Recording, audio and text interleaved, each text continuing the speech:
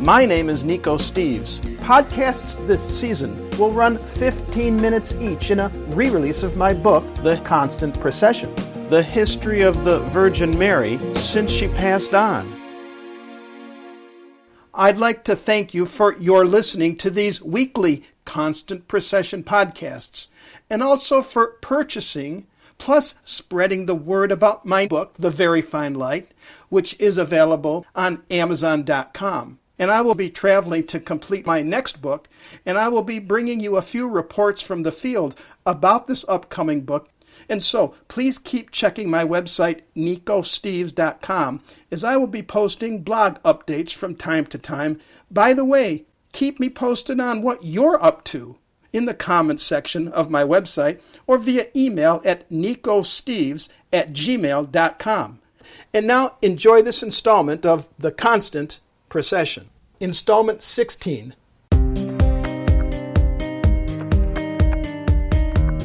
In Europe, in November 1991, the People's Movement tore down the Berlin Wall that had stood for so long between the God-fearing and the godless. Chip by chip, the terror of the USSR-style communism fell apart, followed by the surprising collapse of the USSR itself. The rapid meltdown of the Soviet powerhouse of anti-religious persecution ended.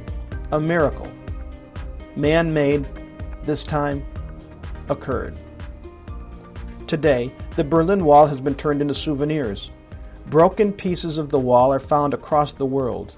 But with the collapse of the regime came many challenges. As the task of how to handle power came up for grabs in a vortex of confusion across these now freed countries, and egos being egos, new internal struggles developed between those who had just lost out with the dissolving of their federal powers and those of the independent nations then no longer under Soviet control.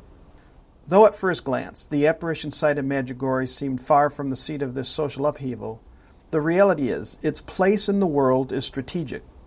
And at the time of this Soviet breakdown, Medjugorje is part of the former communist country of Yugoslavia. When Yugoslavia took its turn to break free of the Soviet rule, it followed a more dramatic breakup than the other countries. Yugoslavia, the artificial quilt of unity put together by the winners of World War I, now broke up, dividing itself along ethnic lines based on the majority population of each new country. The 6 new ethnic-based countries, bi-ethnic Bosnia and Herzegovina, another new country, Croatia, followed by Macedonia, Montenegro, Slovenia, and finally Serbia, plus the 2 autonomous provinces, Kosovo and Vojvodina. The dissolving of Yugoslavia occurred largely through the sheer will of the ethnic majority populations seeking freedom and liberty. Yet over time, their populations had added other ethnic minorities, as well as the old guard federal communists. New tensions surfaced.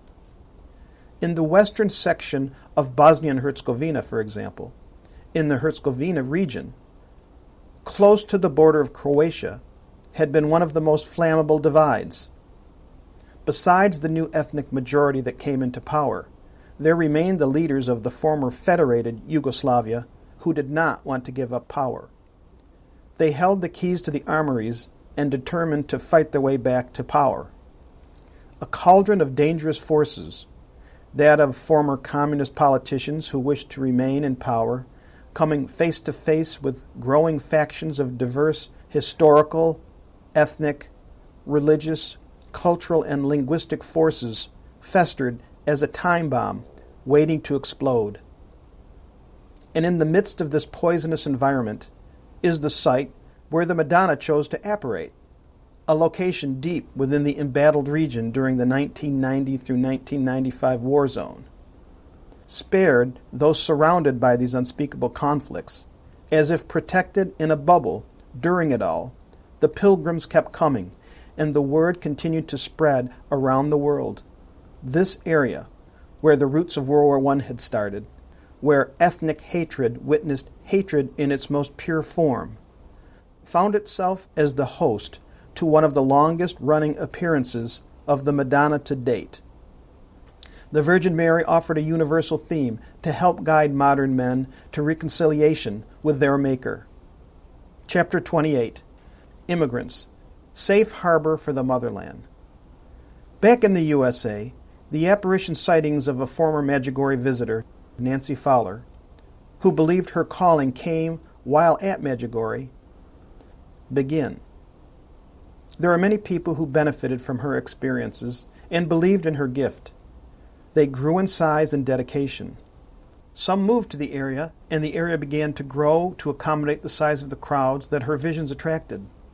Regular prayer groups formed, as well as pilgrims from other countries came to her home in Conyers, Georgia, to experience these sightings. Though the Roman Catholic Church kept its distance, terms remain amicable towards this dedicated group of followers. The culmination of Nancy Fowler's visions came on Saturday, October 13th, 1998. Ms. Fowler announced this in advance of the sighting.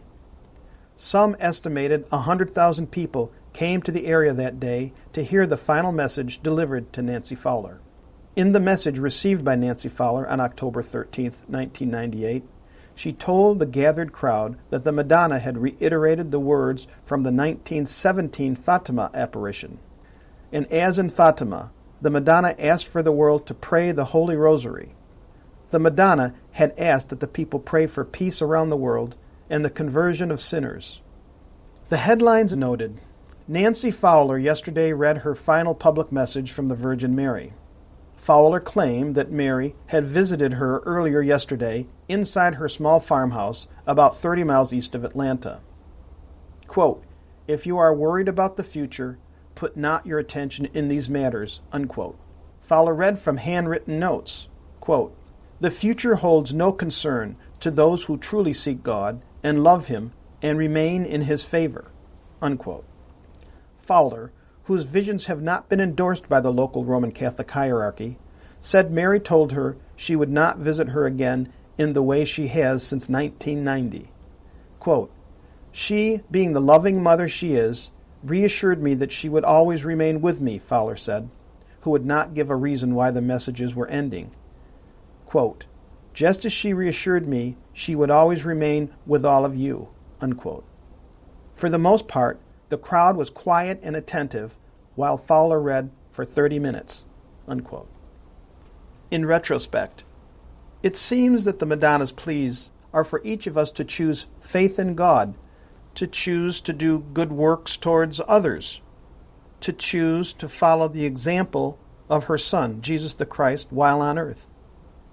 Faith is defined in Hebrews 11:1. Faith is the assured expectation of things hoped for, the evident demonstration of realities, though not beheld, unquote. Hers is a request asking people to increase their ability to have mercy for one another, to find a way to coexist in peace with each other, to have courage, a bold courage to trust in God, and to have loving care towards each other. Also, as Jesus, when confronted by enemies, responded with the first commandment, quote, "To love God with all our heart and with all your soul and with all your mind." This is the first and greatest commandment, and the second is like it, quote, "Love your neighbor as yourself." Simple, straightforward actions, available as a free will choice. Yet it is a most difficult choice for many to make. After her final message, the crowds of curiosity seekers moved on. Nancy Fowler passed away in January 2012, but there continues a community of faithful who followed her to this spot and remain here to this day, committed to spread the word and works that turned this place into something special. And an extension of those hopes to the Mother of God evolved into the founding of a new church community. Though one finds in this area a number of large church communities, the church that established itself adjacent to and associated to some extent with the Faith Center would be the establishment of a Ukrainian Catholic Church, one of the affiliated churches of the Roman Catholic Church. In itself, I believe, lies the great testimonial to the events that occurred here, from Nancy Fowler's witness to the appearances of the Madonna. I visited the community to meet and inquire why they chose to place one of their churches here. this church community is of the Ukrainian Catholic Church. Though they are under the Roman Catholic Pope, they use the more formal Byzantine Rite, which is more like the Eastern Orthodox service, for their Sunday services, rather than the more familiar Latin Rite used by the Roman Catholic churches. And as the apparitions here are not approved of, nor as of this writing not discredited either, there is a curious invitation that herein lies. It is as if the culmination of the apparitions here is a call for these Christians to unite and come together in this place and at this time, alongside not just each other, but also all the other denominations that surround the area, seeking common ground on uncommon grounds.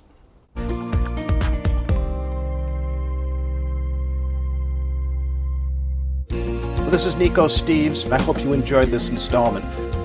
My book, The Very Fine Light, can be found using the title, The Very Fine Light, on Amazon.com. Please feel free to contact me at nicosteves.com. That's Nikos Steves, Steves.com. If you like this episode, and for more, share them with friends. This is Nico Steves. Thank you. See you next time.